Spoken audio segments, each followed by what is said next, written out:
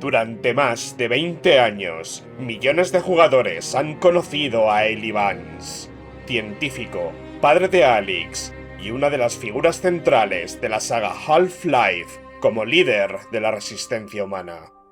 Pero detrás de ese personaje había una persona, un hombre de carne y hueso cuyo nombre real se ha perdido en la historia, pues nunca fue acreditado. Un hombre encontrado, según múltiples relatos, viviendo en las calles de Seattle pidiendo trabajo. Valve lo ha intentado volver a buscar. Fans han organizado batidas para encontrarlo. Todas en vano. El hombre detrás de una de las caras más icónicas de los videojuegos posiblemente murió en la calle, sin saber jamás que su cara se convirtió en una de las más reconocidas de la historia de los videojuegos. En los oscuros y ásperos días del desarrollo de Half-Life 2, Valve no era el gigante que es hoy, más bien todo lo contrario. Estaban constantemente columpiándose en la bancarrota. Cada dólar contaba.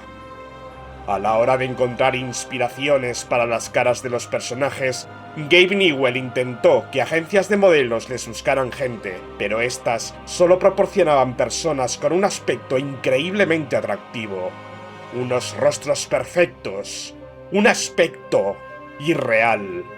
Así que tomaron una decisión radical. Decidieron recurrir a la gente común.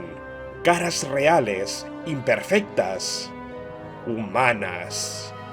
Así no solo se ahorrarían el coste de las agencias, sino que además el resultado final era mucho más realista y menos parecido al de una película hollywoodiense. Y funcionó. Por poner unos ejemplos, Kleiner está inspirado en Ted Kord, un contable que trabajaba en la empresa situada encima de las oficinas de Valve. Barney está basado en Scott Lynch, el director de operaciones de la propia Valve en esa época. El legendario Male 07 no es más que Michael Smith, un mecánico y soldador de avionetas. Pero de Eli Vance solo conocemos una foto. Muchos la consideran una de las imágenes más inquietantes de la historia del desarrollo de videojuegos, porque transmite algo muy humano. Parece literalmente una persona olvidada por el mundo, casi como si fuera un Lost Media humano. Dentro de la comunidad, durante años se dijo que era Larry de Conehead, el famoso músico de Chicago. ¡Error! Larry fue el modelo de Male 03, un ciudadano cualquiera. Eli Vance es otro hombre, una persona sin nombre oficial. Unos empleados de Valve lo encontraron sosteniendo un cartel que decía «Busco trabajo» en una salida de una autopista de Seattle. Lo llevaron a las oficinas y le pagaron $200 en mano por hacer de modelo. Eso es todo lo que sabemos. Pero la historia que circula en documentales recientes en internet va más lejos. Era un hombre sin hogar que vivía bajo una rampa de autopista. Un empleado de Valve lo vio, le ofreció dinero rápido y desapareció para siempre. Años después intentaron buscarlo de nuevo. La gente también. Todo en vano. Hasta 2024. En noviembre de ese año, un usuario de Reddit publicó la foto del modelo de Eli Vance junto con su historia en un subreddit dedicado a personas no identificadas o olvidadas, y una usuaria lo reconoció. En 2005 trabajaba en el Distrito Internacional de Seattle y entablé amistad con un hombre mayor sin hogar de la zona que se parecía un poco a ese tipo. Y digo un poco, porque por lo que recuerdo, mi amigo tenía la tez más oscura y no era muy alto, mientras que ese tipo parece más alto, lo cual resulta extraño de creer basándose solo en la foto de la cara. El hombre que yo conocía se llamaba Gordon Vernon Blue. Su cumpleaños era el 25 de junio, pero no sé en qué año nació. Era una persona extremadamente amable y cariñosa, además de un veterano de guerra. Creo que nació en Seattle. Acudía a menudo al banco de alimentos del Easy Center en la esquina de la 12ª con Weller, y se quedaba por la zona. Hablaba de cosas terribles que sucedían en la jungla, una colina empinada y cubierta de hierbajos entre el Distrito Internacional y Beacon Hill, pero no creo que viviese principalmente por allí. Hace unos años volví a pensar en él.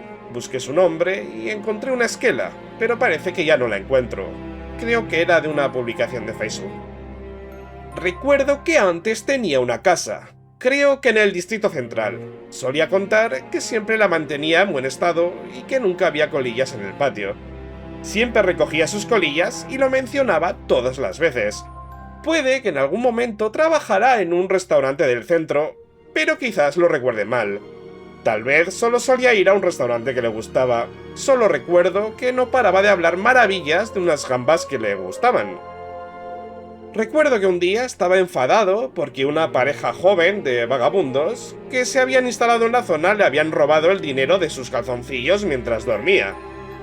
Recuerdo haber visto por allí al chico que lo hizo. Era un chico de piel más clara, con un tatuaje de la conejita Playboy en el cuello.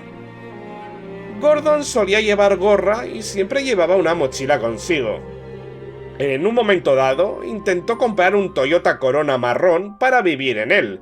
Estaba aparcado con un cartel de "se vende" en la zona por muy poco dinero.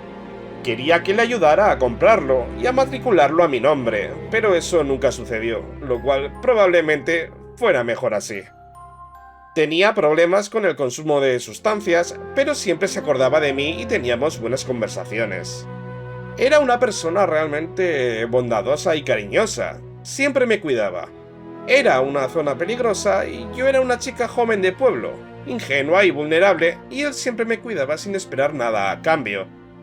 Yo le echaba una mano y le guardaba las sopas en lata que él conseguía del banco de alimentos en la sala de descanso de mi trabajo para que no tuviera que cargar con ellas, ya que pesaban mucho. Simplemente era una persona amable y generosa. Es triste que acabara sin hogar durante bastante tiempo. No sé si siguió sin hogar, ya que conseguí trabajo en otra zona y al final me mudé. Sea como sea, es triste que una persona tan encantadora tuviera que vivir así. Esto es lo que dijo la usuaria de Reddit, y entonces la gente encontró su tumba. Según consta, Gordon Vernon Blue murió en abril de 2015 a los 65 años, por lo que habría nacido en 1949, teniendo en el momento de la famosa foto unos 50 años aproximadamente. La edad encaja, la zona encaja, la descripción visual encaja, al menos un poco, como dijo la testigo. Pero realmente, ¿es él? No lo sabemos. Nunca lo sabremos. Nunca mencionó haber posado para fotos de un videojuego. Nunca habló de un pago extraño. No hay ninguna prueba definitiva. Solo una coincidencia inquietante y una historia que duele. Millones de personas en todo el mundo han visto esa cara. La han visto en los juegos, en memes, haciendo el cabra en Garry's Mod. Eli Vance es sabiduría, es esperanza, es humanidad. Y el hombre que le dio la cara probablemente murió en la calle o en algún lugar olvidado de la mano de Dios, sin saber que se había convertido en leyenda, sin créditos, sin royalties, sin ni siquiera un gracias. Valve no ha dicho nada más. La comunidad sigue esperando, buscando. Y mientras tanto, cada vez que alguien juega Half-Life, cada vez que Eli Vance aparece en pantalla, una cara sin nombre sigue contando, en silencio, la historia más triste del mundo de los videojuegos. ¡Oh, no! ¡Papá! ¡Papá! ¡Papá! ¡Por favor! ¡Oh, Dios mío! ¡No! ¡No! ¡Oh, Dios mío! Papá, no me abandones.